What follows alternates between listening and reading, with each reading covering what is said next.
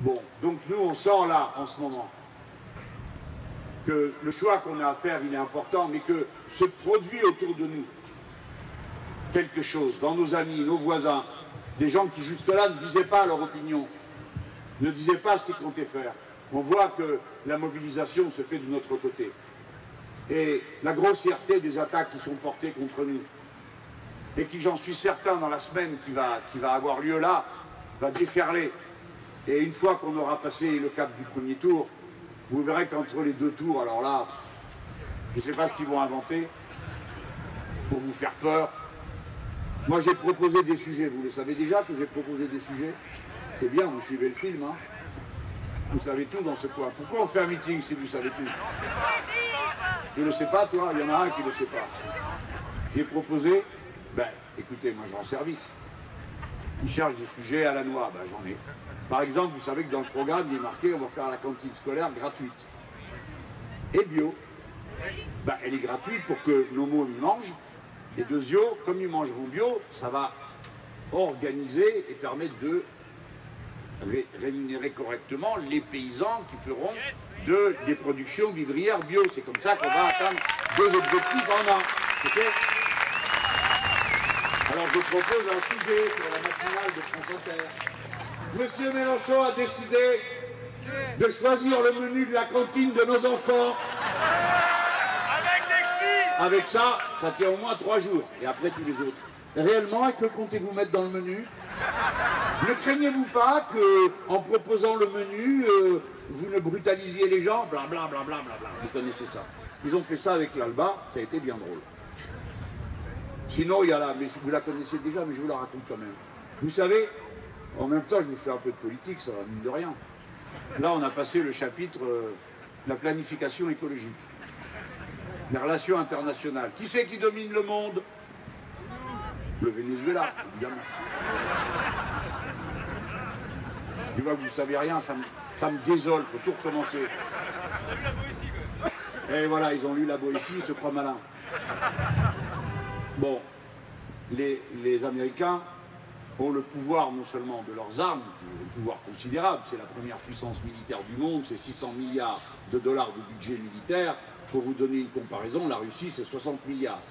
Bon, l'Arabie Saoudite, ça doit être 80 milliards. C'est pour dire, c'est une puissance colossale militaire. Et ils ont, toute leur économie repose sur le fait qu'ils impriment des billets et que personne ne leur demande jamais de vérifier ce qu'il y a derrière le billet, puisque ça sert de monnaie d'échange partout. Donc il y a beaucoup de pays qui se disent, bah oui d'accord, oui mais enfin quand même, on trouve que c'est un peu risqué pour nous d'avoir dans nos coffres en monnaie de réserve des dollars dont on ne sait pas ce qu'ils vaudront demain, parce qu'il y a un risque qui ne valent rien du tout le jour où on arrêtera de s'en servir. Vous suivez tous, c'est pas trop compliqué, mais c'est très important parce que c'est le cœur de la raison d'agir de la politique internationale.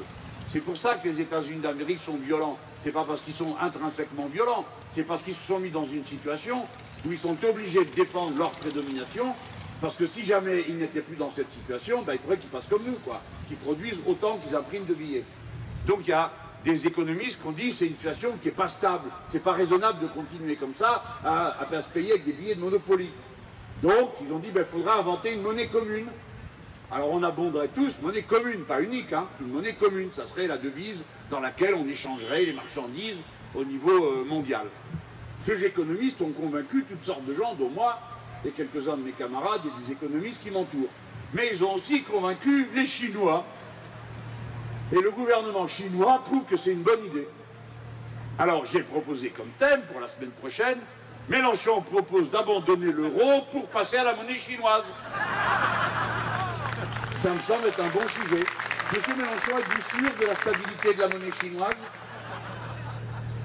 Combien y a-t-il... Enfin bref, vous avez compris. Ils ne savent même pas comment s'appelle le président de la République de ce pays. Une fois, comme ça, sur un plateau, il en a trop fait. Je leur ai dit, il s'appelle comment le président de la République populaire de Chine? Tout le monde regardait ses comptes. Ça crée une ambiance pour la suite de la discussion. Parce que leur parti pris, c'est toujours le même. C'est pour ça que je réagis comme ça. Vous sentez d'où je viens? Il y a en moi quelque chose de la revanche sociale inassouvie. Je ne supporte pas qu'on me parle de haut. Je ne supporte pas qu'on me regarde de haut. Moi, je regarde tout le monde directement dans les yeux, à égalité. J'ai jamais pensé que quelqu'un m'était inférieur. quel qu'il ait été, homme, femme, jeune. Donc je ne supporte pas leur mépris de classe, parce que c'est une manière pour eux de commencer à nous domestiquer. Nous commençons à baisser les yeux, et à partir de là, c'est terminé, c'est eux qui commandent. Donc les gens, gardez les yeux bien droits. Nous ne craignons jamais. Si nous ne savons pas, eh bien nous nous renseignons pour savoir. Et nous sommes plus instruits après. Et quand nous ne savons pas, nous n'hésitons pas à demander pour savoir. N'ayez jamais honte de demander. Et d'apprendre toujours et sans cesse. Parce que plus on apprend, et plus on est sachant, et meilleur on est en tant qu'être humain. C'est le savoir qui nous libère de tout, y compris de nous-mêmes.